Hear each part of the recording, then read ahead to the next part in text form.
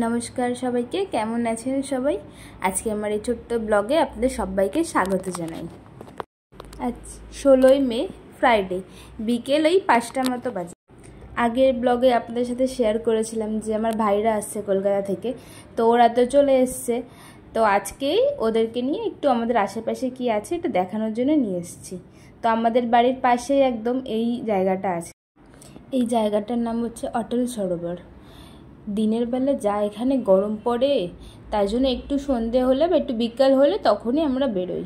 এই পুরো সরোবরটা চারিদিক থেকে এরকম রাস্তা আছে, তার পাশে বসার ছোট ছোট পার্ক আছে।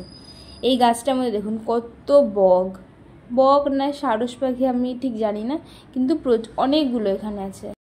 এটাই ওদের বাসা, কিন্তু সে যাই হোক, বা দেখতে খুবই সুন্দর লাগছে তাই না, সাদা কালারের কত পাখি। এর পাশে বাচ্চাদের জন্য, ছোট বাচ্চাদের জন্য অনেক পার্কের মতো অ্যারেঞ্জমেন্ট করা আছে, স্লিপ আছে, আরও যা যা খেলার ওদের। এখানে দেখুন এই বাচ্চাগুলো কি সুন্দর খেলছে, আবার পড়েও যাচ্ছে। চলুন আমরা একটা বসার জায়গা দেখে বসি। এই পুকুরের পাড়টাতে এখানে বসেছি। এখানে সবাই ব্যায়াম করে, যার যার কাজ, হাঁটে অনেকে। পাশে একটা মন্দিরও আছে, খুব সুন্দর। এনে ঘুরতে ঘুরতে আমাদের এখানে সন্ধ্যাও হয়ে গেল।